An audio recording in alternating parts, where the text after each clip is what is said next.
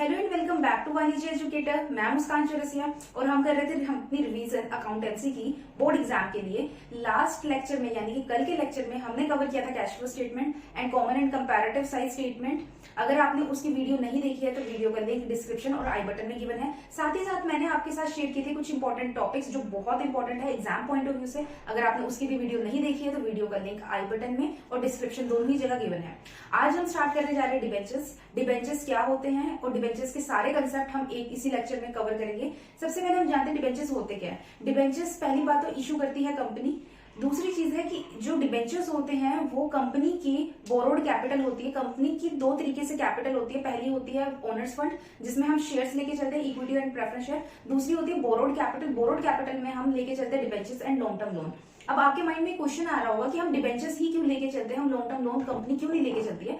Long term loan company इसलिए नहीं लेके चलती है क्योंकि लॉन्ग टर्म लोन अगर वो लेती है तो लोन में प्रिंसिपल और इंटरेस्ट दोनों ही अमाउंट कंपनी को पे करनी पड़ती है। लेकिन अगर डिबेंचर्स इशू करती है कंपनी तो कंपनी को सिर्फ और सिर्फ इंटरेस्ट पे करना होता है और वो भी हर 6 मंथ के बाद कंपनी जो है इंटरेस्ट पे ऑफ करती है। साथ ही साथ जो प्रिंसिपल अमाउंट होती है वो एज इट इज पड़ी रहती है। प्रिंसिपल अमाउंट को वो पे ऑफ करती है जब डिबेंचर्स रिडीम होते हैं। तो इस रीजन से जो है कंपनी ज्यादातर डिबेंचर्स को इशू करती है। और डिबेंचर्स जो होते हैं, जैसे हमने शेयर्स पढ़ा था, शेयर्स क्या होते हैं, शेयर सर्टिफिकेट इशू कर दिए जाते हैं शेयर होल्डर्स को और उस पर कॉमन सील जो होती है लग जाती है कंपनी की। स्टैंप वगैरह, स्टैंप और कॉमन सील एक ही होता है। स्टैंप लगने के बाद वो जो शेयर सर्टिफिकेट होते हैं वो वैलिड हो जाते हैं और हम शेयर होल्डर्स को दे देते हैं। उसी तरीके से डिबेंचर्स भी होते हैं, वो एक सर्टिफिकेट्स होते हैं। कंपनी खुद लिख देती है कि ये हमारे लिए ये बोरोड कैपिटल है, हम इतने डिबेंचर्स जो हैं इस पर्टिकुलर पर्सन को इशू कर रहे हैं। अपनी कॉमन सील लगा देती है जिससे कि वो डिबेंचर सर्टिफिकेट इशू हो जाता है डिबेंचर होल्डर को। डिबेंचर होल्डर जो होता है वो हमारे लिए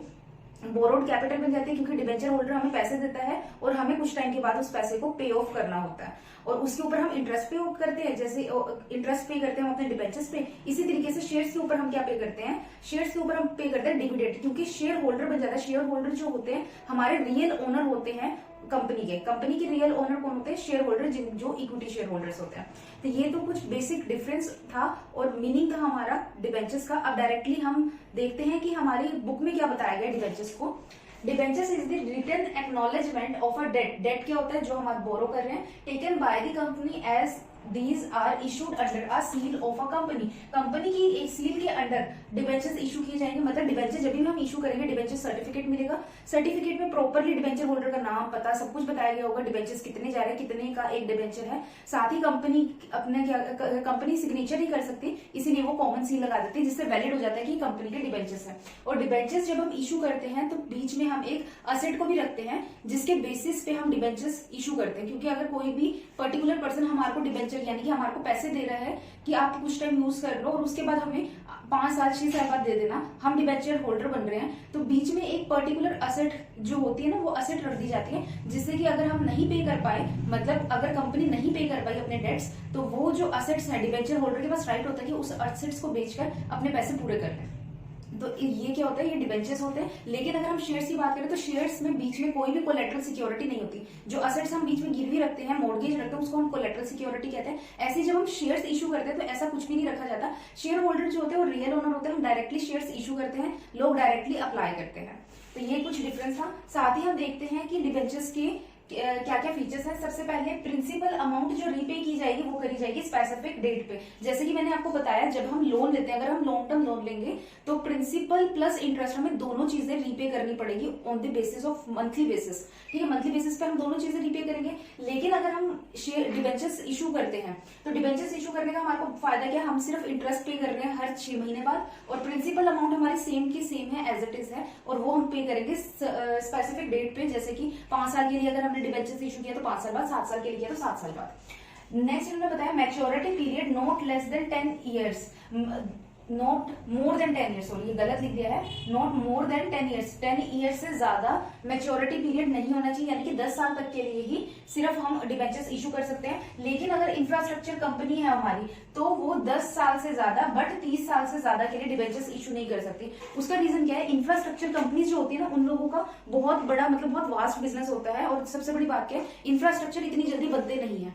मतलब अगर आप सोचो कि 10 साल में एक बहुत बड़ा इंफ्रास्ट्रक्चर या लाइक बहुत बड़े बड़े फ्लाईओवर्स या बहुत बड़े प्रोजेक्ट्स पूरे हो जाए तो नहीं हो पाते, इसलिए इनको थोड़ा रिलीफ दिया गया। 10 साल से 30 साल तक के बीच में वो अपने जो डिबेंचर्स है उनको रिडीम कर सकती है, 10 साल से ऊपर का पीरियड ले सकती है। नेक्स्ट आता है ये स्पेसिफिक रेट पे इशू किए जाते हैं डिबेंचर्स, उसको हम क्या बोलते हैं, कूपन रेट बोलते हैं। जैसे हमारे शेयर्स होते थे, शेयर्स के आगे लिखा होता था 10%, 12%, 13%, इसी तरीके से डिबेंचर के आगे लिखा होता है 10%, 12%, 13%। वो जो परसेंट होता है वो रेट ऑफ इंटरेस्ट होता है, उसी को हम कूपन रेट कहते हैं। नेक्स्ट आता है secured by asset of the company, company की असेट के थ्रू जो डिबेंचर्स है वो सिक्योर्ड रहते हैं, तभी वो इशू किए जाते हैं। डिबेंचर अगर हमें इशू करना है तो बीच में एक कोलेटरल सिक्योरिटी के बेसिस पे असेट रख देती है कंपनी, जिसके बेसिस पे डिबेंचर होल्डर जो है ना वो हमारे को पैसे देने को तैयार होते हैं। नेक्स्ट आता है ये लॉन्ग टर्म बोरोइंग है, लॉन्ग टर्म बोरोइंग का पार्ट है ये हमारा। नेक्स्ट आता है हमारा बॉन्ड्स एंड डिबेंचर्स। डिबेंचर्स और बॉन्ड्स जो है ना ये डिफरेंट है, दे आर डिफरेंट। ये डिफरेंट क्यों है, क्योंकि इनमें कुछ डिफरेंस है बट सिमिलैरिटीज बहुत ज्यादा है। पहली बात तो बॉन्ड्स और डिबेंचर्स दोनों ही हमारे बोरोड कैपिटल है। दूसरी चीज क्या है, दोनों ही पहले तो हम लोग ये मान के चलते थे बॉन्ड्स जो है ना गवर्नमेंट ऑर्गेनाइजेशंस जो है वो इशू करते हैं, बट आज के टाइम पे ऐसा कुछ नहीं, सेमी गवर्नमेंट प्राइवेट सेक्टर भी बॉन्ड्स को इशू कर रहा है। और डिबेंचर्स तो आपको पता ही है कि डिबेंचर्स तो हम किसी को भी इशू कर सकते हैं, गवर्नमेंट एंटरप्राइज भी इशू कर सकते हैं, प्राइवेट भी कर सकते हैं। बॉन्ड्स और डिबेंचर्स में सिर्फ एक डिफरेंस है, जो डिबेंचर्स है डिबेंचर्स के ऊपर इंटरेस्ट जाता है, बॉन्ड्स जो है ना वो हमेशा डिस्काउंटेड रेट पे इशू किए जाते हैं और पार वैल्यू पे रिडीम होते हैं। तो यानी कि अगर आपका 1 लाख का बॉन्ड है वो आपको 75,000 रुपीज में इशू कर दिया गया है, और मतलब आपने बॉन्ड है लाइक आपने बॉन्ड में इन्वेस्ट किया, यानी कि आपने किसी को एक कंपनी को पैसों की जरूरत थी तो आपने क्या किया, उन्होंने 1 लाख रुपए का बॉन्ड सर्टिफिकेट आपको इशू कर दिया कि हम आपको 1 लाख रुपए पे करेंगे 1 साल बाद या फिर 3 साल बाद आपको पे ऑफ करेंगे। और उन्होंने आज हमने मतलब एज एन इन्वेस्टर हमने आज सिर्फ और सिर्फ 75,000 रुपीज पे करे और 3 इयर्स बाद वो हमें 1 लाख रुपीज रीपे करेंगे। तो जो 1 लाख और 75,000 रुपीज के बीच का डिफरेंस है 25,000 रुपीज, वो मेरे लिए क्या हो जाएगा, इनकम हो जाएगा। और अगर हम डिबेंचर्स इशू करते हैं तो डिबेंचर्स पे इनकम क्या होती है, वो इंटरेस्ट रेट जो डिबेंचर होल्डर्स चार्ज कर रहा है। तो दोनों में ये डिफरेंस है कि इसके ऊपर स्पेसिफिक परसेंटेज जाती है इंटरेस्ट रेट की, यहाँ पे कोई स्पेसिफिक इंटरेस्ट रेट नहीं है। इसको बोलते हैं zero coupon bond, zero coupon bond. Zero coupon bond क्यों कहते हैं, क्योंकि इसके ऊपर कोई भी इंटरेस्ट रेट नहीं जाता, बल्कि कूपन रेट क्या होता है, इंटरेस्ट रेट होता है। जीरो कूपन क्यों बोल रहे हैं, क्योंकि इसके ऊपर कोई भी इंटरेस्ट रेट बताया ही नहीं होता है, इस रीजन से इसको जीरो कूपन बॉन्ड कहते हैं। और ये डिस्काउंट रेट पे इशू किए जाते हैं, मतलब जो इन्वेस्टर होगा यानी कि जो इन्वेस्ट कर रहा है बॉन्ड्स में वो आज कम पैसे देगा और जब वो रिडीम होंगे तो उसको ज्यादा पैसे मिलेंगे, और दोनों के पीछे जो डिफरेंस होता है वही इसके लिए बॉन्ड होल्डर के लिए इनकम कहलाती है। नेक्स्ट हम देखते हैं डिबेंचर्स के टाइप। डिबेंचर्स किस किस तरीके के होते हैं, सबसे पहले होते हैं सिक्योर्ड डिबेंचर। सिक्योर्ड डिबेंचर्स वो डिबेंचर्स हैं जिसे हम मॉर्गेज डिबेंचर्स भी कहते हैं। बीच में कोई असेट यानी कि बीच में कोई असेट या कोई सिक्योरिटी रखी होती है जब हम डिबेंचर्स को इशू कर रहे होते हैं तो उसे बोलते हैं सिक्योर्ड डिबेंचर, यानी कि वो सिक्योर्ड है। अगर कंपनी अपने पैसे ठीक टाइम पे नहीं पे कर पाएगी तो जो डिबेंचर होल्डर है वो उस असेट या उस सिक्योरिटी को बेच के अपने पैसों को पूरा कर लेगा। नेक्स्ट आता है अनसिक्योर्ड और नेट डिबेंचर, यानी कि बीच में कोई भी कोलेटरल सिक्योरिटी नहीं रखी है, कोई भी असेट और कोई भी सिक्योरिटी नहीं है, डायरेक्टली ऐसे डिबेंचर जो है वो इशू कर दी गई और डिबेंचर होल्डर ने डायरेक्टली ऐसे ही पैसा दे दिया है, तो वो क्या होते हैं अनसिक्योर्ड और नेट डिबेंचर्स। नेक्स्ट होते हैं रजिस्टर्ड डिबेंचर्स। रजिस्टर्ड डिबेंचर्स कौन से होते हैं, ये कंपनी के रजिस्टर में रजिस्टर्ड होते हैं डिबेंचर होल्डर। डिबेंचर होल्डर का नाम, पता और वो कितने डिबेंचर्स ले रही हैं, किस अमाउंट के ले रही है, ये सारी की सारी चीजें क्या है, जो कंपनी है कंपनी के रजिस्टर में सब कुछ उनका नाम वगैरह रजिस्टर होगा, तो उनको बोलते हैं रजिस्टर्ड डिबेंचर्स।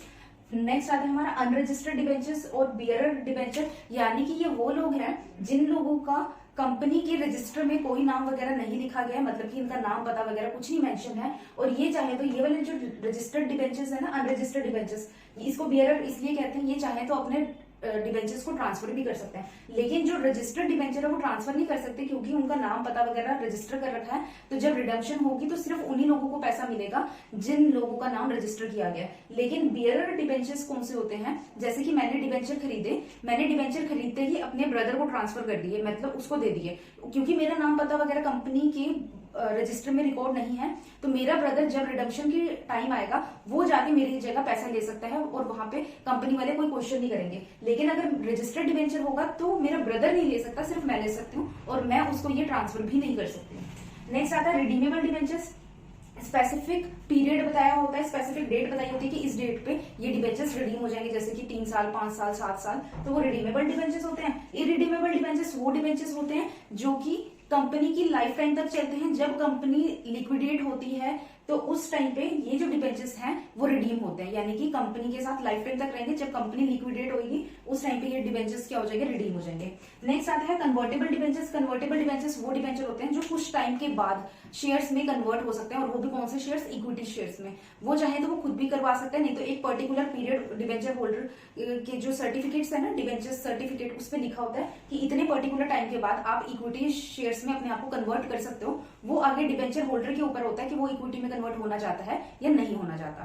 तो ये तो थे कुछ बेसिक। नेक्स्ट टॉपिक है हमारा इशू ऑफ डिबेंचर्स। जब हम डिबेंचर इशू करेंगे तब हमारी एंट्री कैसे रहेगी, जैसे कि हमने शेयर्स इशू करते टाइम जो एंट्रीज डाली थी वही सिमिलर एंट्रीज हमारी डिबेंचर्स में रहेंगी।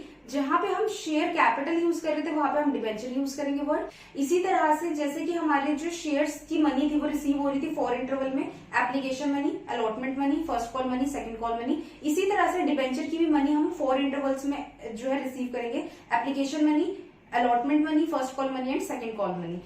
सिमिलरली जैसे हमने शेयर्स में देखा था, शेयर्स 3 तरह से इशू हो रहे थे, issued at par, issued at premium. Discount पर शेयर इशू नहीं होते हैं, वो आपके सिलेबस में नहीं है, लेकिन जो हमारा डिबेंचर्स है ये हमारे पार पे भी इशू होते हैं, प्रीमियम पे भी इशू होते हैं और डिस्काउंट पर भी इशू होता है। तो मैं सीधा आपको एंट्रीज बताती हूँ, एंट्रीज कैसे जाएंगी। सबसे पहले एंट्री बैंक की जाती है, क्योंकि सबसे पहले हम पैसा रिसीव करते हैं। Bank account debit to debenture application account, debenture application account debit to debenture account, debenture allotment account debit to debenture account, bank account debit to debenture allotment, debenture first call account debit to debenture account, bank account debit to first call account. अब ये चीज देखो, जब सबसे पहली हमारी जो है एप्लीकेशन की एंट्री है, फिर हमारी अलॉटमेंट की एंट्री है, फिर हमारी फर्स्ट कॉल की एंट्री है, दो एंट्री सबकी जाती है, डिबेंचर की एक बैंक की। लेकिन सिर्फ और सिर्फ अलॉटमेंट की एंट्री, सिर्फ और सिर्फ एप्लीकेशन की एंट्री ऐसी होती है जहां पे बैंक की एंट्री पहले जाएगी फिर एप्लीकेशन की जाएगी। नेक्स्ट चाहे वो अलॉटमेंट हो, चाहे वो फर्स्ट कॉल हो, चाहे वो सेकंड कॉल हो, डिबेंचर की एंट्री पहले जाती है, बैंक की एंट्री पार में जाती है। ये पार का केस है, तो हम यहाँ पे पार के हिसाब से ले लेते हैं। सपोज हमारे पास 1 लाख डिबेंचर्स हैं, जिसमें से कि हमारे को 30 रुपए देने हैं, एप्लीकेशन पे 30 रुपए देने हैं, अलॉटमेंट पे 40 रुपए देने हैं हमारे को अपनी फर्स्ट कॉल पे, और टोटल हमारा जो है 100 रुपीज का डिबेंचर है। तो हमारी एंट्रीज किस हिसाब से चली जाएगी, bank account debit to debenture application account 30 lakh rupees, 30 lakh rupees. Next है हमारा debenture application account debit to debenture account 30 lakh rupees, 30 lakh rupees. और इसी तरीके से debenture allotment account debit to debenture account 30 lakh rupees, क्योंकि 30 रुपए का हमारा क्या है, अलॉटमेंट मनी है। Bank account debit to debenture allotment account 30 lakh rupees, 30 lakh rupees. Next है हमारा फर्स्ट कॉल की अमाउंट, तो फर्स्ट कॉल की अमाउंट हमारी कितनी है, 40 रुपीज की, तो यहाँ पे चला जाएगा 40 लाख रुपीज, 40 लाख रुपीज। और नेक्स्ट हमारी एंट्री क्या चली जाएगी, bank account debit to debenture call account, first call account, तो यहाँ पे भी आ जाएगा 40 लाख रुपीज, 40 लाख रुपीज। ये तो थी हमारी जब हमारा पार का केस था। अब जाएगा प्रीमियम का। प्रीमियम हो चाहे डिस्काउंट हो, हमेशा अलॉटमेंट के साथ जाएगा, तो उसमें हमारी एंट्रीज जो होंगी ना वो चेंज हो जाएगी। ये ध्यान रखना, चाहे डिस्काउंट हो चाहे वो प्रीमियम हो, हमेशा डिबेंचर वाली एंट्री के साथ उस अकाउंट खुलेगा सिक्योरिटी प्रीमियम का, चाहे discount on issue of debenture हो। जो बैंक की एंट्री है वो सिमिलर रहेगी, उसमें कोई भी चेंज नहीं होगा। पहले मैं प्रीमियम की एंट्री लेके जा रही हूँ, तो एंट्री क्या रहेगी, debenture allotment account debit to debenture account to security premium account. Next entry चली जाएगी हमारी bank account debit to debenture allotment account. अब इसमें क्या बताया है, हमारे 1 लाख के डिबेंचर जो है ना, वो जो है एप्लीकेशन मनी तो हम ऑलरेडी पे कर चुके हैं 30 रुपए की, अलॉटमेंट मनी हमारी कितनी की 30 रुपए की, और साथ में प्रीमियम देना है हमारे को 10 रुपए का। तो उस हिसाब से हमारी अलॉटमेंट के टोटल पैसे कितने हो गए, हमारे 40 रुपए हो गए, तो यहाँ पे 40 लाख रुपीज। डिबेंचर्स हमारे कितने के, डिबेंचर्स तो 30 के 30 के ही हैं, वो तो हमारे 10 रुपए प्रीमियम के हैं, तो डिबेंचर में चले जाएंगे 30 लाख रुपीज, और सिक्योरिटी प्रीमियम पे चले जाएंगे 10 लाख रुपीज। लेकिन एक्चुअली हमने पैसा कितना रिसीव किया है एप्लीकेशन, एक्चुअली हमने कितना पैसा रिसीव किया है अलॉटमेंट के ऊपर, तो वो है हमारा 40 लाख रुपीज। तो 40 लाख रुपीज यहाँ आ जाएगा, 40 लाख रुपीज यहाँ पे आ जाएगा। ये तो थी हमारी सिक्योरिटी प्रीमियम की एंट्री। नेक्स्ट आ जाएगी जब हम डिस्काउंट पर इशू करेंगे, तो एंट्री क्या रहेगी, debenture allotment account debit, discount on issue of debenture, discount on issue of debenture account debit to debenture account. और नेक्स्ट एंट्री सिमिलर रहेगी हमारे bank account debit to debenture allotment account.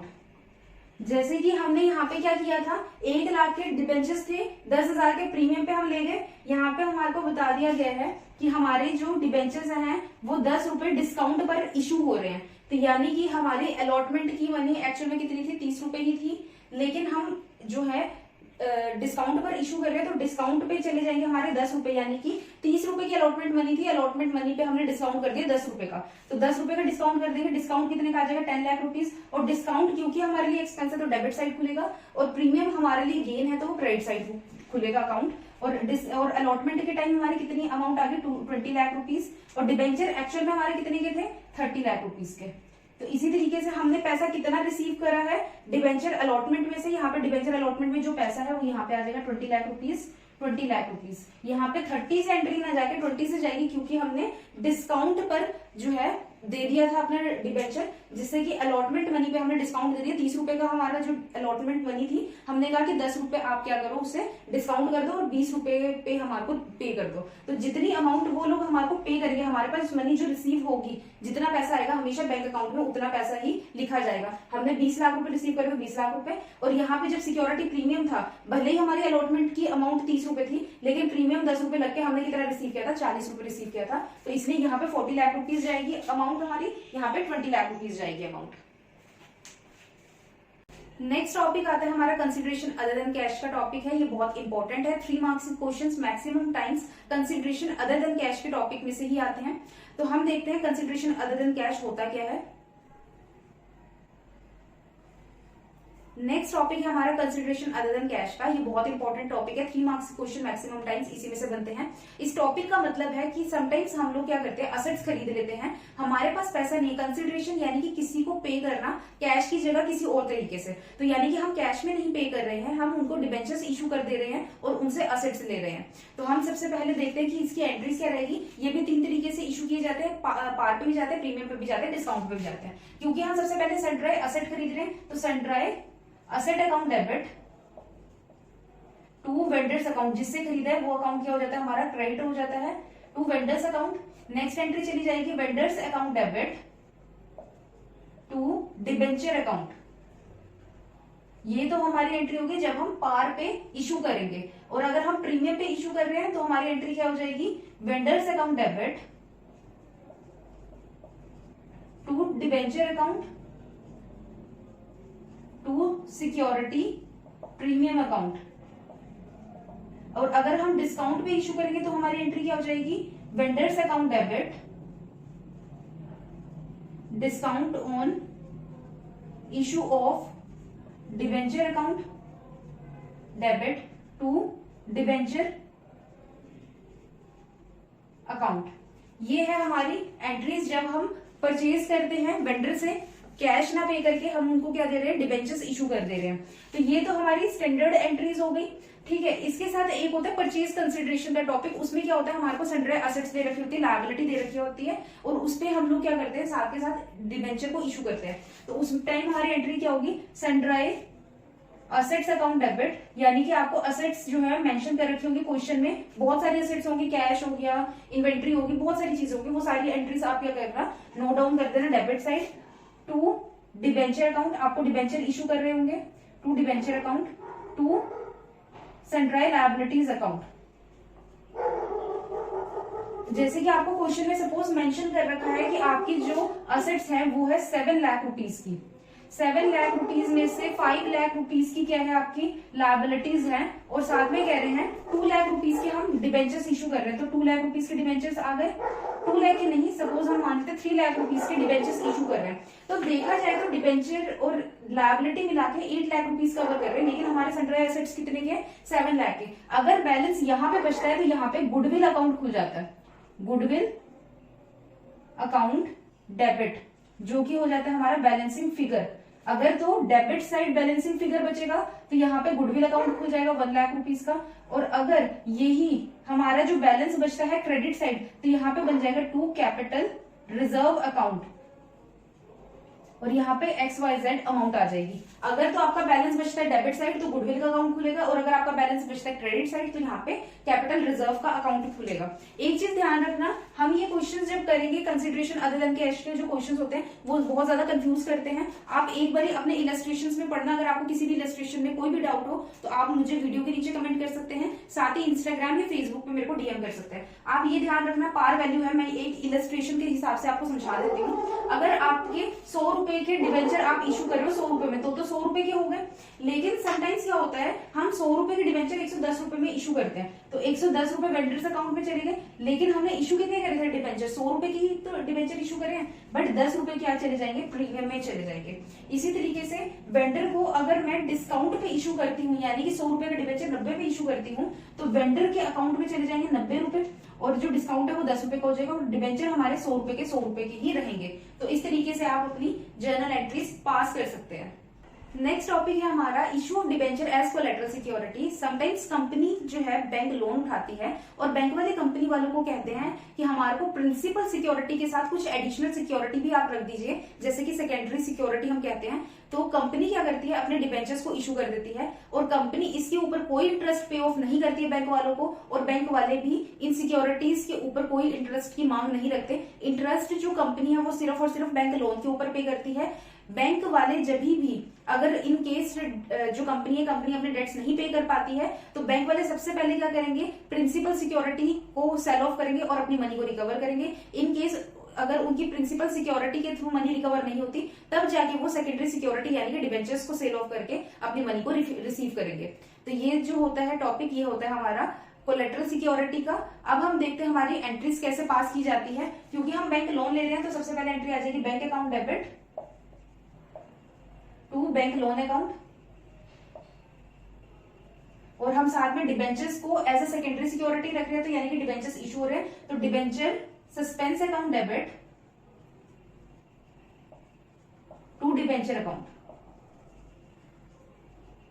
अब एक चीज देखो, सपोज हमने डिबेंचर रखे हैं 4 लाख रुपए के, 4 लाख रुपए के हमने डिबेंचर रख दिए, लेकिन हमारे को लोन अमाउंट कितने की मिली, 3 लाख रुपए की। क्योंकि हमारे को डिबेंचर ज्यादा रखने पड़ेंगे, लोन हमारे को कम मिलता है, तो हमारे पास लोन अकाउंट में कितनी अमाउंट चली जाएगी, 3 लाख रुपीज चले जाएंगे लोन में, bank account debit to bank loan account. और डिबेंचर जो हम इशू करें वो कितने के कर रहे हैं, 4 लाख रुपए के, तो debenture suspense account debit to debenture account जो कि चले जाएंगे हमारे 4 लाख रुपए के।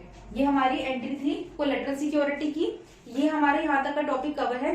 नेक्स्ट टॉपिक है हमारा issue of debenture considering the terms and condition of redemption. ये टॉपिक बहुत इंपॉर्टेंट है, 5 मार्क्स का क्वेश्चन मैक्सिमम टाइम्स बोर्ड्स में इसी टॉपिक में से आता है। इस टॉपिक में 6 केसेस हैं। 6 केसेस में से जब हम इशू करते हैं अपना डिबेंचर इशू होता है पार, प्रीमियम और डिस्काउंट पर, बट रिडीम सिर्फ और सिर्फ पार और प्रीमियम पे होता है, डिस्काउंट पे कभी रिडीम नहीं होता। उसका रीजन ये है, कभी भी हम जब डिबेंचर्स इशू करते हैं यानी कि हम लोगों को पैसा कहीं से हम उठा रहे हैं, पैसा जब हम उठाएंगे तो देने वाला हमारे को या तो पार पे देगा या प्रीमियम पे देगा या डिस्काउंट पे देगा, लेकिन क्या वो कुछ टाइम के बाद जब वो पैसे वापस लेगा क्या वो डिस्काउंट पे लेगा? यानी कि अगर आज हम 100 रुपए किसी को दे रहे हैं तो क्या कल हम वापस 90 रुपए ले सकते हैं? नहीं ले सकते ना। इस रीजन से डिबेंचर्स कभी भी डिस्काउंट पर रिडीम नहीं होते हैं। तो हमारे 6 सबलेट्स बनेंगे यानी कि 6 केसेस बनेंगे। हम एंट्रीज देखते हैं, एंट्रीज आपको साथ के साथ याद हो जाएगी, मैं आपको साथ के साथ इलस्ट्रेट करके भी बताती हूँ। तो सबसे पहली एंट्री है हमारी issued at par and redeemable at par, मतलब कि पार पे इशू हुआ और पार पे ही रिडीम हुआ। इशू की एंट्री हमारी क्या थी, bank account debit to debenture application and allotment account, debenture application and allotment account debit to debenture account. अब देखो जब रिडीम हो रहा है, डिबेंचर हमारा क्या है यहाँ पे क्रेडिट साइड है, तो रिडम्पशन के टाइम पे ये डिबेंचर क्या हो जाएगा, डेबिट साइड चला जाएगा। क्यों? क्योंकि जब हम दूसरी एंट्री पाते हैं तो सेम अकाउंट कभी भी सेम साइड में नहीं जाता। तो debenture account debit to debenture holder account debit to bank. तो ये हमारी होती है रिडम्पशन की entry, debenture account debit to debenture holder account debit to bank. Suppose हमने 1 लाख रुपए के डिबेंचर्स दिए थे, तो यहाँ पे 1 लाख रुपीज के हम मान लेते हैं डिबेंचर जो है इशू कर रहे हैं और रिडीम भी 1 लाख रुपीज पे करेंगे। तो bank account debit to debenture application and allotment account, debenture application and allotment account debit to debenture account, और रिडीम भी हम उसी पे ही कर रहे हैं 1 लाख रुपीज पे। तो debenture account debit to debenture holder account debit to bank. 1 lakh हमारी सारी जगह 1 लाख ही अमाउंट आ जाएगी, क्योंकि पार पे ही इशू है, पार पे ही रिडीम हो रहा है। नेक्स्ट एंट्री हमारी क्या है, इशूड एट प्रीमियम पे इशू हो रहा है, रिडीम हो रहा है पार पे। 1 लाख के डिबेंचर्स थे और 1,10,000 रुपए पे वो क्या हो रहे हैं, इशू हो रहे हैं। तो हमारे पास एंट्री क्या चली जाएगी, bank account debit to debenture application and allotment account. कितनी अमाउंट से, 1,10,000 रुपीज से। ये ध्यान रखना, बैंक में हमेशा वो अमाउंट जाती है जो हम रिसीव करते हैं। तो नेक्स्ट आएगी हमारी debenture application and allotment account debit to debenture account to debenture to security premium account. और दूसरी चीज ये ध्यान रखना, डिबेंचर कहीं पे भी आप लिखो पूरे के पूरे चैप्टर में, डिबेंचर अकाउंट हमेशा उस अमाउंट से जो है वहां पे वो अमाउंट आएगी जितने के डिबेंचर इशू हो रहे हैं। डिबेंचर्स तो अल्टीमेटली 1 लाख के ही इशू हो रहे हैं ना, तो डिबेंचर अकाउंट में 1 लाख रुपए आ जाएंगे। सिक्योरिटी प्रीमियम के पैसे कितने, 10,000 रुपए।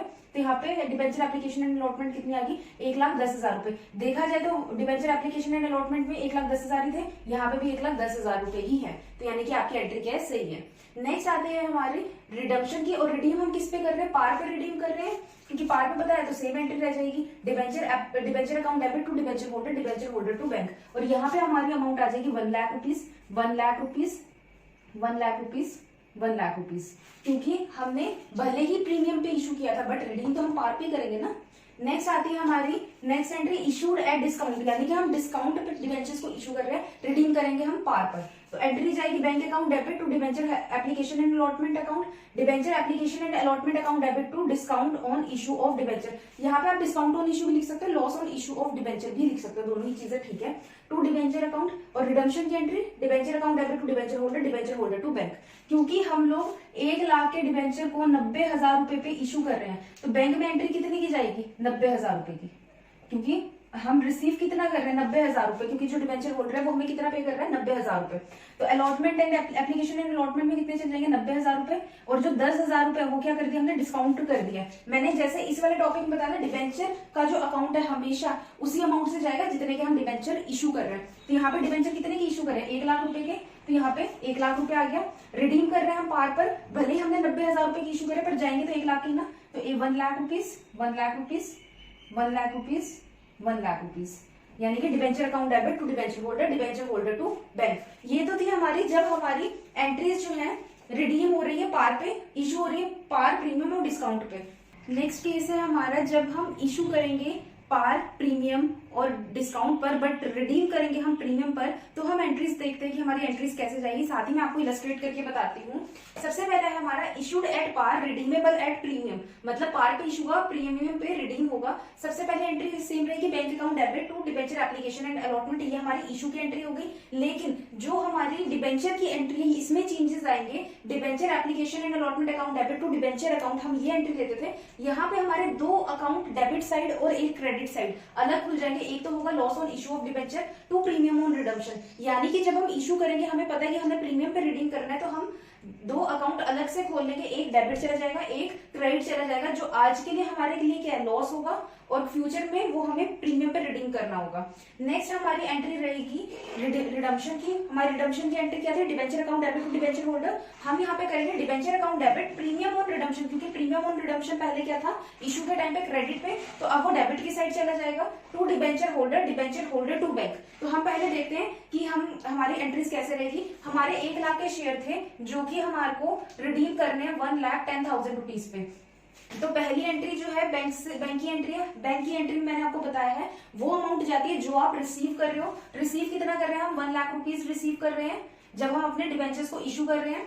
साथ ही नेक्स्ट एंट्री जो है हमारी डिबेंचर की एंट्री में हमारे पास कितनी अमाउंट चली जाएगी, एप्लीकेशन एंड अलॉटमेंट तो हमारे 1 लाख रुपीज के ही है, लेकिन लॉस ऑन इशू, हम इशू करते टाइम क्या कर रहे हैं, लॉस बियर कर रहे हैं, क्योंकि फ्यूचर में हमें 10,000 रुपए का लॉस होगा, तो 10,000 रुपए यहाँ चले जाएंगे। नेक्स्ट आता है डिबेंचर अकाउंट, डिबेंचर उतने से ही जाएगा जितने से हमने इशू किए होंगे, और प्रीमियम और रिडम्पशन हमारी प्रीमियम कितने की जाएगी, 10,000 रुपए की। तो नेक्स्ट एंट्री हमारी ऐसे रहेगी, 1,00,000 रुपए चले जाएंगे एप्लीकेशन एंड अलॉटमेंट पे। लॉस हमारे को कितने का हो रहा है, 10,000 रुपए का, क्योंकि फ्यूचर में पे कर रहे हैं। और प्रीमियम और रिडम्पशन के टाइम पे प्रीमियम कितनी जाएगी, 10,000 रुपए की। ये दोनों अकाउंट अलग से खुल के इन्होंने सेपरेटली ही फ्यूचर में जो लॉस होने वाला है उसको कवर कर लिया है। और बेसिक एंट्री हमारी सिमिलर रही, debenture application and allotment account debit to debenture account. Next entry है हमारी डिबेंचर अकाउंट डेबिट, प्रीमियम और redemption account debit to debenture holder. और रिडम्पशन की एंट्री क्या थी, debenture account debit to debenture holder.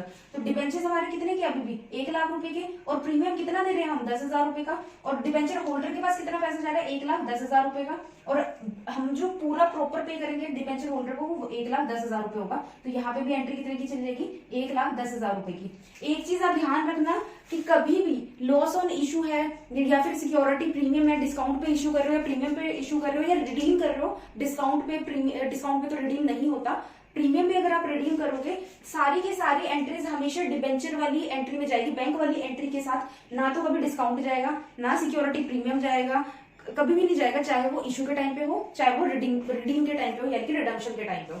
Next entry हमारी issued at premium, premium पे issue कर रहे हैं और रिडीम भी प्रीमियम पे कर रहे हैं। सपोज 1,00,000 के हमारे डिबेंचर्स हैं, वो हम प्रीमियम पे इशू करके 1,10,000 रुपए के कर रहे हैं, और साथ ही साथ हमारे को 10,000 रुपए का और प्रीमियम हम पे करेंगे रिडम्पशन के टाइम पे। ये रिडम्पशन के टाइम का प्रीमियम है, ये सिक्योरिटी प्रीमियम है। तो हमारी एंट्री कैसे रहेगी, सबसे पहली entry bank account debit to debenture application and allotment. हम रिसीव कितना पैसा कर रहे हैं, क्योंकि हम प्रीमियम पे इशू कर रहे हैं, यानी कि 1,00,000 के शेयर 1,10,000 पे इशू कर रहे हैं, तो यहाँ पे एंट्री आ जाएगी 1,10,000 रुपए की।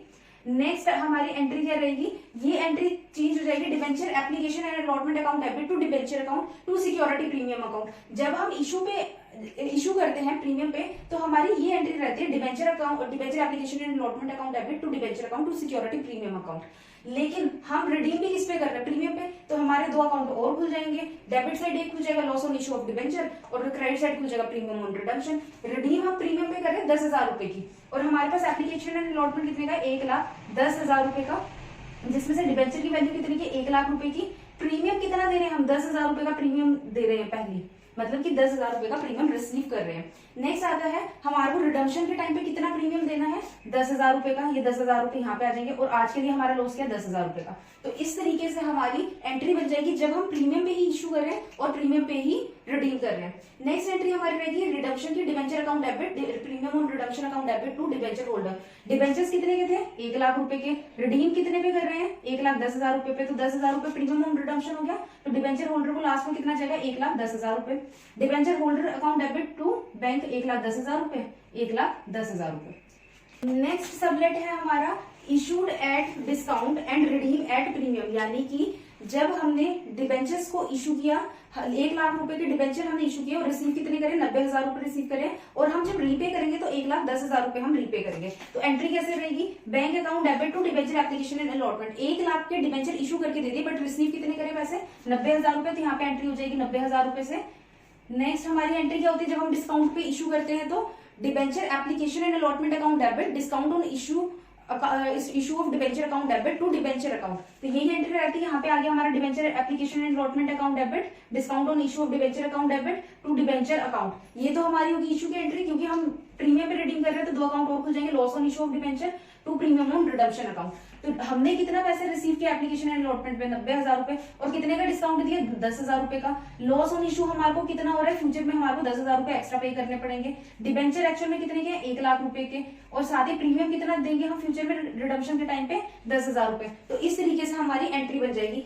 ये एंट्री मेरी पर्सनल फेवरेट है, मैं इस तरीके से करती हूँ। लेकिन अगर आपको ये कन्वीनियंट है कि आप लॉस ऑन इशू का एक ही अकाउंट बनाए और 20,000 रुपए अमाउंट डालें, तो आप वैसे भी कर सकते हैं, क्योंकि बुक में वैसे ही मेंशन कर रखा है। मैं सिर्फ सिंपलिसिटी के लिए कि मेरी जो एंट्री है वो गलत ना हो जाए, गलती से मैं 20,000 रुपए पूरे उठाकर प्रीमियम ऑन रिडम्पशन पे ना लिख दूं, या फिर बाद में जब प्रीमियम ऑन रिडम्पशन की एंट्री है तो मेरे को कंफ्यूजन ना क्रिएट हो जाए। तो इस रीजन से मैं इसको सिंप्लीफिकेशन के लिए अलग अलग करके करती हूँ। आप चाहो तो ऐसे भी कर सकते हैं।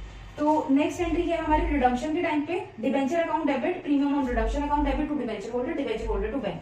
तो यहाँ पे डिबेंचर कितने के, 1,00,000 रुपए के, प्रीमियम कितना जाएगा, 10,000 रुपए का। डिबेंचर होल्डर कितने के हो गए, 1,10,000 रुपए के, तो डिबेंचर होल्डर को कितने पैसे चल जाएंगे, 1,10,000 रुपए। तो ये तो थी हमारी एंट्रीज। आपको अगर इसमें कोई डाउट है, आप इसके साथ का एक प्रैक्टिकल करके देखना। अगर आपको कोई भी डाउट होगा तो आप मुझे इंस्टाग्राम या फेसबुक पे डीएम कर सकते हैं, नहीं तो आप वीडियो के नीचे लिंक में भी कमेंट करके मेरे से पूछ सकते हैं। अगर आपको ये वीडियो अच्छी लगी तो लाइक शेयर एंड कमेंट जरूर करना। मेरी कोशिश थी कि मैं आपको अच्छे से अच्छे तरीके से समझा सकूं। अगर आपको अच्छी लगे तो आप मुझे कमेंट करके जरूर बताना। Thank you.